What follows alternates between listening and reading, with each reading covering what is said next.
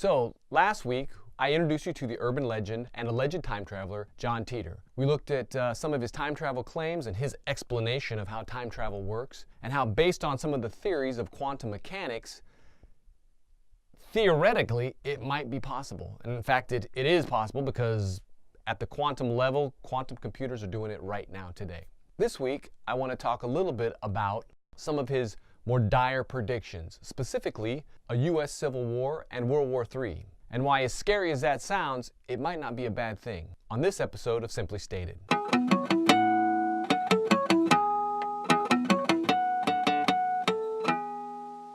Welcome back, everybody, to Simply Stated. Okay, so let's get right into this.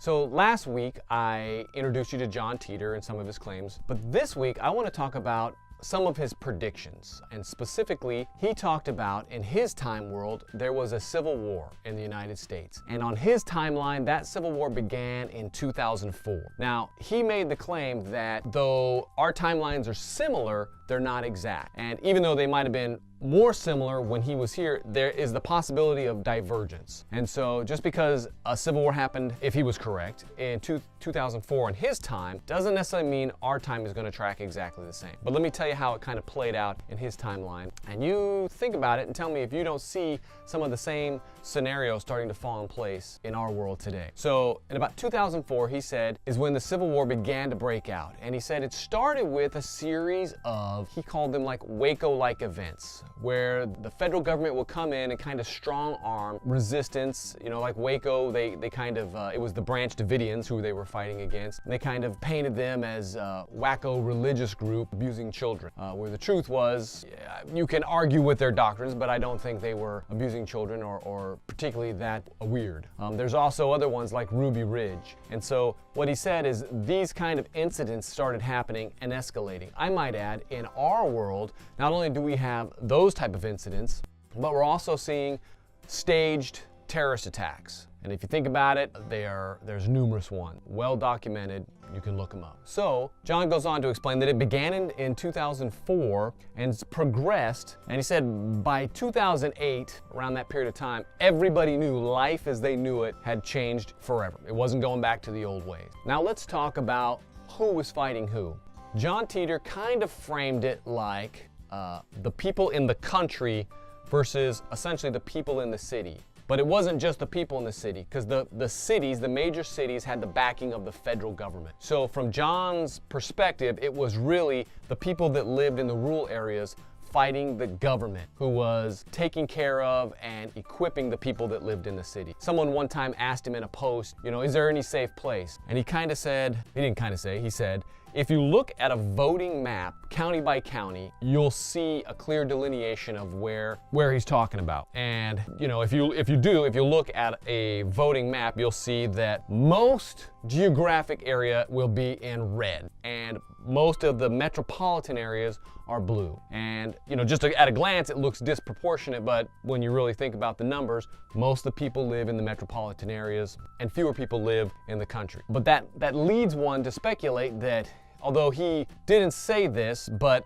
almost conservative and liberal ideologies are basically coming to blow. And I think if anybody's watching the news, this is what's happening right now, is liberal and conservative ideologies button heads battling it out. So this conflict continued to escalate. Like he said, by 2008, everybody was engaged. 2010, everybody was fighting. The lines were clearly drawn. It was a protracted 10 years, essentially, he said, was how long the Civil War went on without a clear victor. You know, some battles were won, some battles were lost. It was back and forth. Then in 2015, while all this was going on, the U.S. government is entrenched in a civil war. Russia attacks the United States. And they basically launch a ballistic missile attack and nuke the cities on both coasts, up and down the coast, effectively wiping out almost half the population of the United States. John Titor puts it somewhere about 130 million people, 133 million people, I think was the number.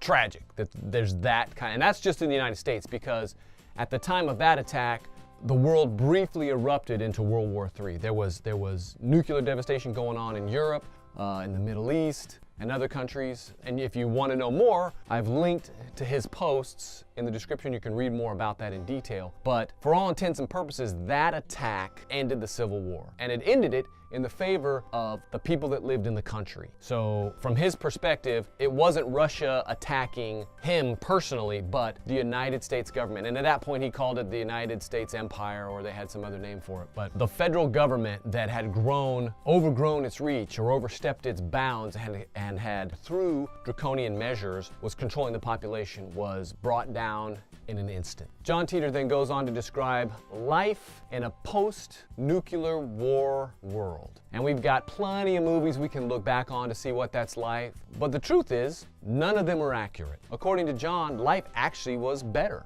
Although they had to make their own water, they lived in communities ranging from 1 to 4,000 people. So there were no longer any large metropolitan areas. There were several smaller communities linked together. They had transit, they have cars, technology is still around. All the colleges, the big universities, became forts and centers of defense, and then later communities that kind of spread out. So what you don't see is some kind of post-apocalyptic world where maniacs dressed in homoerotic biker outfits are pillaging the land, riding in crazy cars, looting and killing as they go. In fact, the world has been corrected from John Titor's perspective. Life gets back to a more connected, family and community-oriented way of living, where people matter again. And he notes from their time that they look back to our time and view us as some of the most selfish, self-centered generation ever to inhabit the United States. So we are not looked at favorably from a future, according to John Titor. And I could see where that might be true. So gone are the days of huge corporations. The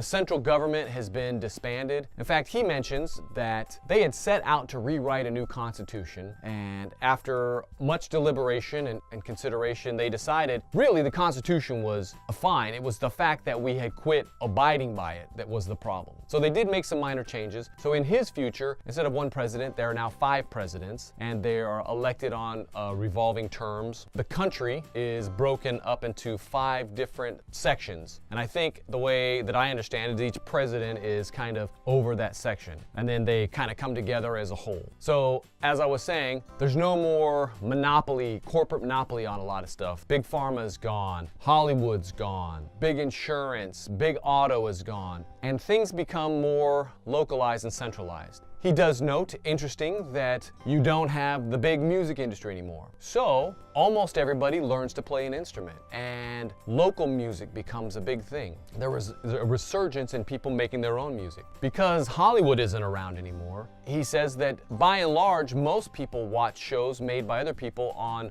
I don't know if it's actually YouTube, but through video streaming or the internet, they watch locally made skits and plays and series and stuff like that. He mentions there's a resurgence in the importance of family and community. And though technology is still around, there's still the internet and stuff like that, people spend a lot more time sitting in groups and talking and discussing. And God and faith are a lot more important. And I guess that makes sense when you think how close death was to everybody. Everybody lost somebody they knew. God becomes important when faced with your own mortality. All in all, life in John Titor's world seems to be simpler. They do work harder, but ultimately they're happier. And I find that to be true in this world. I live in America. Most of you watching this probably live in America. We are the richest country at the apex of the most opulent, luxurious, and decadent time in our country's history. Everything is at our fingertips. We can have whatever we want. Now, I've traveled the world and visited some of the poorest countries. People live in abject poverty. And the one truth that I found, well, there's several, but the one constant that I found in all these different countries, India, some of the poorest parts of Mexico, and other places, they're happy. They have nothing, but they're happy. And I guess that's what the future John Titor discovered was, though they don't have the opulence and the materialism that we have, in fact, they look at it back with disdain. And they appreciate the simplicity with which they live and the focus on things that are more important, the eternal things, really. Lives are going to go on in eternity. And to impact a human life has eternal impacts, where watching the latest episode of The Bachelorette is a waste of time. Now, the Civil War lasted 10 years. I don't know that he put a time frame. If he did, I don't recall what it was for World War III, but he did say it was brief. It didn't last very long, but it was very destructive. I think something like 3 billion people lost their lives all told. But what it did do is bring the world a little closer together and steeled our resolve to abandon warfare on that scale ever again. And so he does say that nations have taken steps to make sure that kind of thing never happens again. And oddly enough, after the attack by Russia, Russia and America are each other's largest trading partner. One of the other aspects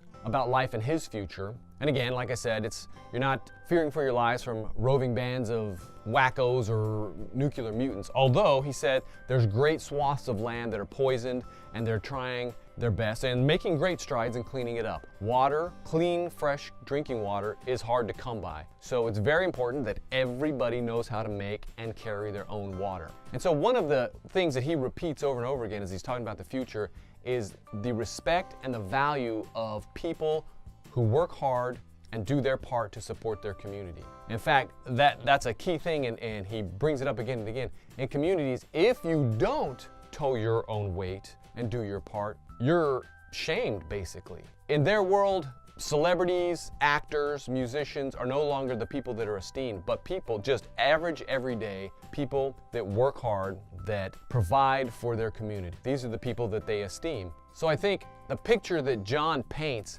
of a post-nuclear war, a post-apocalyptic world isn't the picture that we got where there's life and devastation. There was devastation. They're trying to clean it up. But the truth from his point of view is everybody's happy. Everybody's working hard. You know, today we spend so much time in the rat race, just working our job, paying our bills, paying our taxes. By the time we get home, all we want to do is turn off our brain, turn on the TV, and vegetate. There's no connectivity to the earth or to people. Even though you're in a room full of people, you're still isolated and alone a lot of times. Everybody's on their devices. And so in his future, which I think sounds appealing a little bit, people are more connected.